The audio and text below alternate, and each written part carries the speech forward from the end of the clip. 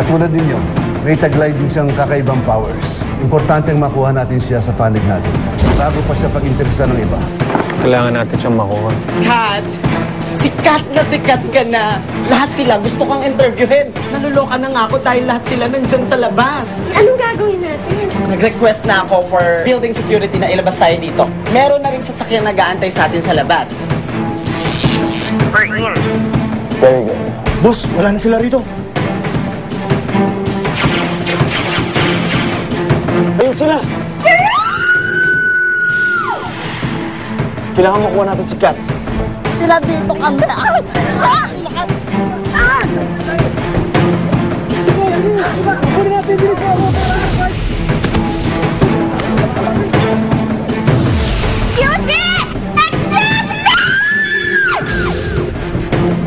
Ba't mo ginawa yun? Paano natin mahabol yung kotse?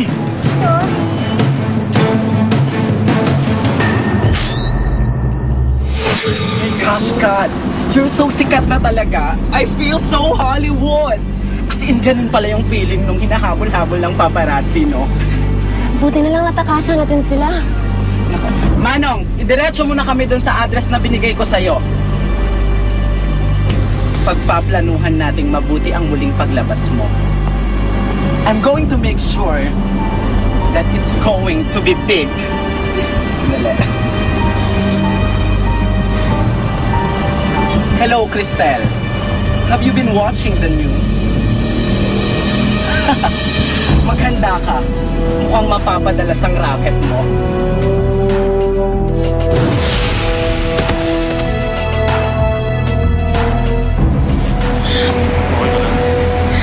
Thank you for saving me. Ma'am Prim! Oh, you're on! Captain Barbell, why are you here? Are you here to recruit Kat para sa Liga ng Kalayaan? Ito yung camera. Nakuna ko naman, ma'am eh. Ganun ba lagi kasuplado yun? Baka sa'yo lang. Close kami niyan eh. Talaga. Ganun.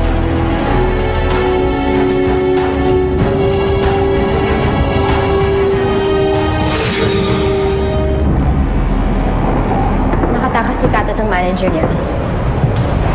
Pero walang may alam kung nasan siya.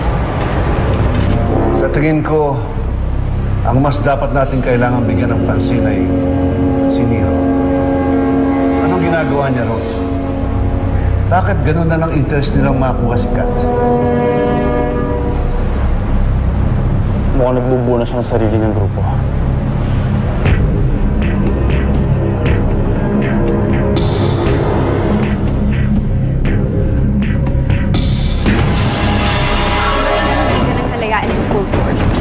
Mukhang gusto rin nila makuha si Kat. Hindi man natin siya nakuha. Hindi rin siya makukuha ng kalaban. Lalabas at lalabas din siya. Sa susunod na lalabas siya, andun tayo. Hinihintay.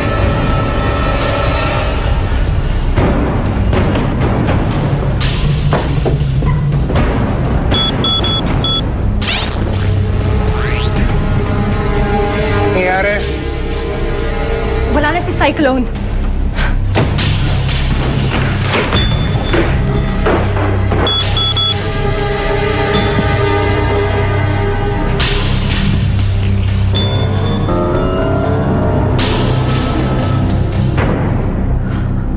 Oh my God, you won't believe the day I had.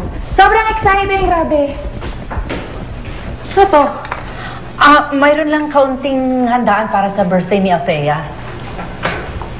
Oh, it's your birthday nga pala. Kapal din naman ang mukha mo eh, no? Makikita ka na nga lang dito, may pa-birthday ka pang nalalaman.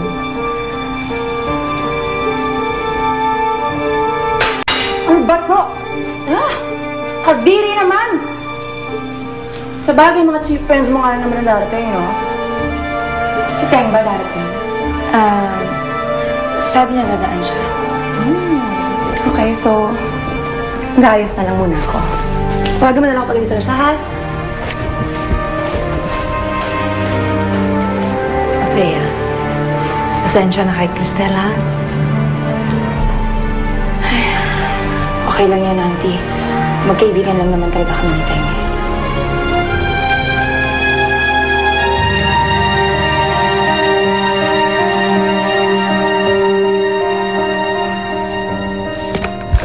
Kuya Teng, bakit ngayon ka lang? Di ba birthday ni Teacher Thea? May party po siya sa bahay niya. Oo nga pala, no? Sabi niya sa akin, paalala ko daw po sa inyo, hintayin ka daw niya. Kaya, mabilis ka na. Eto, hinanda ko na yung damit mo para gwapo ka. Pero, maligo ka muna. Oo. Tapos, magpalit ka ng brief ha? O, ligo na. Ano? Ligo na. Dali.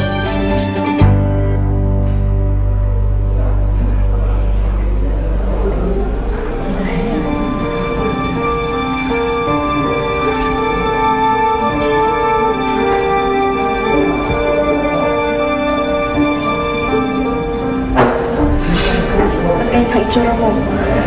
Dahil ba wala pa yung special guest mo? Hindi ko naman siya inihintay eh. At kung dumating, okay lang. Pero kung hindi, okay lang din. Naku, kunwari ka pa. Eh, kanina ka pa hindi mapakali dyan eh. Hindi raw hinihintay samantalang panay ang sulyap mo sa relo. Sige naman, dito muna. Ateya, ano na? Nandiyan na ba si Teng? Wala pa eh. Sabi mo na ba darating siya? Mukhang hindi na ata darating yun eh. Tawagan mo na lang ako pag na siya. Halika na kayo! Ganon, birthday mo? Ateya, halika na. Handa na yung cake. Ay, let's go! Let's go! Mag-blow na ng candle si Ateya. Anong cake yan? Chocolate, syempre. Favorite ni Ateya. Kasi dark siya eh. Dark chocolate. Wow.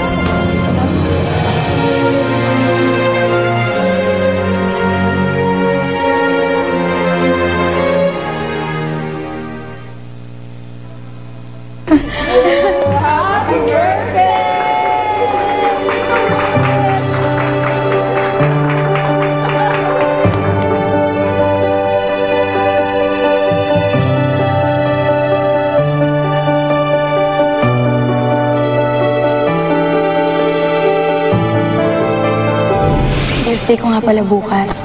Meron akong dinner dito. Sana makapunta ka.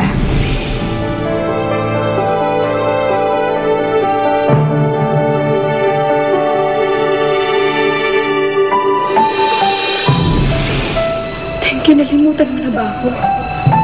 Mangako mo sa akin na ako lang ang mamahalin mo. Ba't mo ako kinalimutan?